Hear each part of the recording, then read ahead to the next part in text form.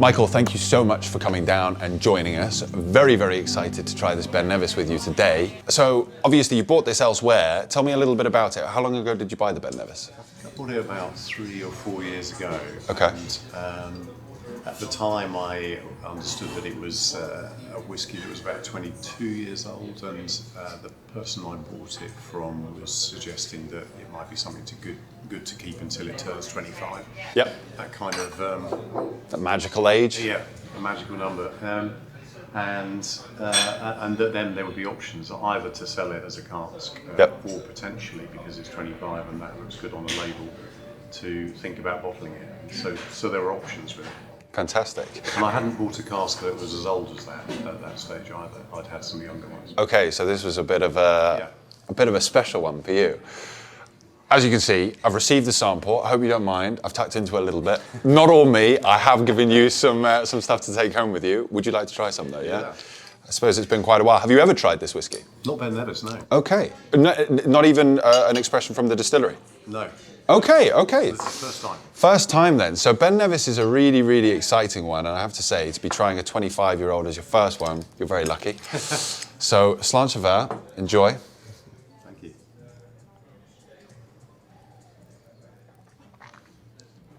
Oh, Wow. it's as good as I remember it. Yummy. I think that's... I don't know whether it's the age, but it definitely feels smoother than a lot of other whiskies I've tried. So this is coming out of the cask at 50.3%. So would you be a big whiskey drinker or not really? It's not my regular poison, but okay.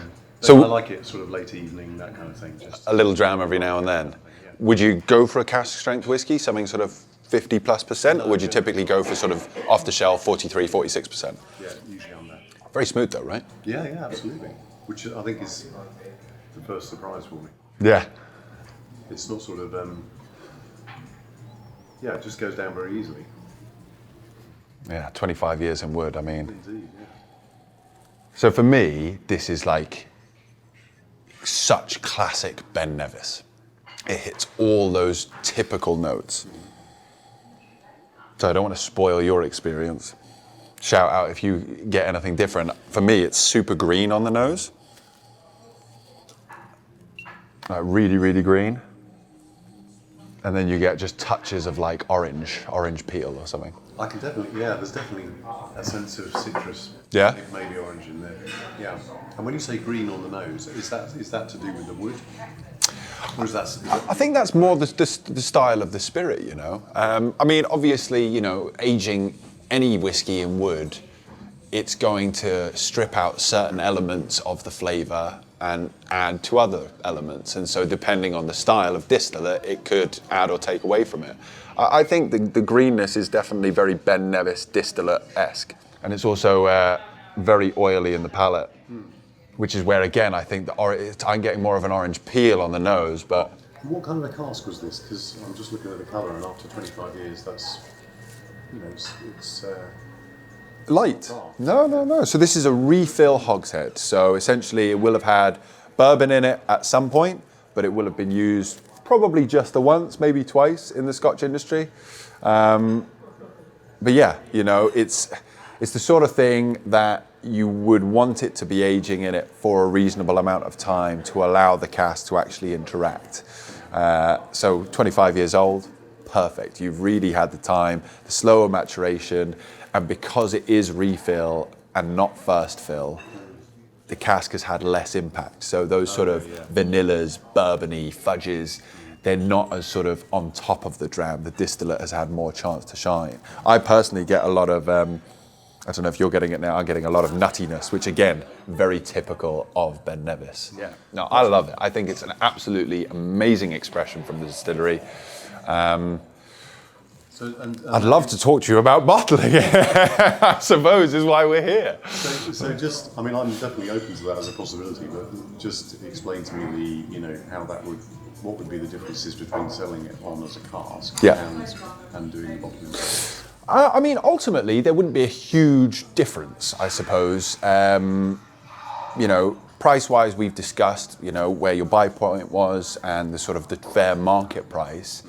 Now, I mean, we could look at trying to get it into an auction or, one of these places where ultimately the prices are inflated, and massively inflated at the moment, mind you, Michael. We could try getting it in there, and you might hit it lucky.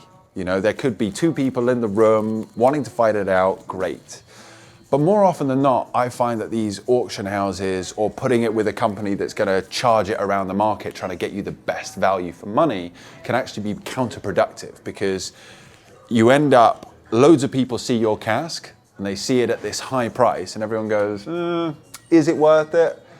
And if no one buys it the first time round, people start to think, well, potentially there's something wrong with it. Why is that still not sold? And so this cask bumbling around the market could be counterproductive. I think that depending on the price point, and if you're happy, we could bottle it. We could give you a reasonable return. We could get it in bottle. We could get you a few bottles as well, which I think is also, makes it a little bit more interesting if you've actually... Definitely appealing having tasted it. For sure, right, exactly, there you go. But yeah, I mean, I suppose the main difference would be on this one anyway, would be your knowledge knowing that it's not getting sold on to some unknowing investor who thinks they're buying something really great, but is actually buying it at too high a price. I think that you bought it at a reasonable enough price. We can provide you a decent return. And if we can get it in the bottle at 25 years old, it's going to avoid this whole investment world that is growing, that you know all too much about, unfortunately. And I think that that's what we're here to do, ultimately. If we can provide you a good financial return, but also get it in the bottle, showcase people some amazing whiskey, it's a win-win. That's kind of my view on it. Yeah. I think one of the reasons I got into investing in whiskey in the first place, actually, was because it wasn't just simply a financial investment. For sure. There's a bit more to it. Yeah. Well, and there's an experience to it. Rather than putting money into some kind of account which makes a return and then... Sort of just figures on a screen and, yeah. So, but then even investing in casks, you can do that and you can make a return and never actually see the cask or the whiskey or have any experience at all. This is it. So the idea of bottling it is something which... A bit more interesting. Yeah. Well, look, like I say, I think, you've got an interesting portfolio, and obviously we've moved certain casks and you want to hold on to certain casks, and that's great. I think if we could get this one in the bottle and show you the process, it would be an honour for me to bottle it. And I think it would be, I think you'd really enjoy it. You can come up to Scotland with us if you want. You can see the bottling. You can even disgorge the bung from the cask. Yeah, we can make it a real experience. But ultimately, for me, yeah, like I say, I think the main difference on this one is the pleasure of being able to get it in the bottle. I don't think the price point would be ultimately that different if you were to sell it elsewhere. Because yeah, like I say, I love it. I'm willing to pay for it. It's really good. I mean, if there's not a huge amount of difference in terms of the money that we make out of it either way, then why not go the more interesting way? Ooh, cheers to that, absolutely. Good man. Okay, now we're talking. Then what would be the plan then if we... With this cask? Yeah. Well, the aim is to actually, we want to set up a slightly new range. So we want to set up an export label range. Obviously, thus far, the Founders Collection, Renaissance line, and our upcoming Signature series has been very UK focused. We've wanted to build our audience over here. We've had huge amounts of interest overseas, though. We have shipped certain, small allocations overseas to China and a little bit to Germany here and there. But ultimately, what we want is a range where we can bottle everything and ship it all out straight away and start catering to these foreign clientele, building our brand overseas. And so, yeah, essentially the idea we've got is an export label. So it's literally the Whisky Baron export label. We've got, if you agree, your 25-year-old Ben Nevis would be alongside a 25-year-old Bamor that's currently owned by the company, and also a 33-year-old Tormore. So, quite a prestigious release, two 25-year-olds, one 33-year-old. We would look to get it in the bottle quite quickly. If you agree to this, we would hopefully get it in the bottle early May. And then essentially, yeah, like I say, I've got clients that are thirsty. So the idea is really get it in the bottle, ship probably 90-95% of it out. We would keep a very small allocation ourselves for sort of well, historical purposes. Obviously, you would get a certain allocation of bottlings. We'll agree that as part of the deal, whether you want a case or, you know, if you just want one, whatever. I think you want a case by the smile on your face. And yeah, you know, a small number of bottles for us to do tastings with. But essentially, that's it. You know, that's how it would work. We'd get it in the bottle, get it out there, and yeah, like I say, you can be as big a part of it as you want, really. I like the sound of it. I think we should go there. Yeah? Fantastic. Good. I cheers you, but I'm running out of whiskey now. I don't want to keep tucking into it. It's great stuff, though, isn't it? Yeah. Good. Well, look, Michael, thank you so much for coming down. And obviously, we've got a lot of other casks to talk about down the line. So, you know, lots of interesting things that we can work together on the future, I'm sure. But I'm very excited about this. It'll be good. Looking forward to it. Cheers. Yeah, sorry, enjoying our current latest releases, but yes, so excited by that, man. We see if Louis up for us making a cocktail and tell you a story. Louis? Yes. Can we jump behind the bar and make a cocktail with you, mate?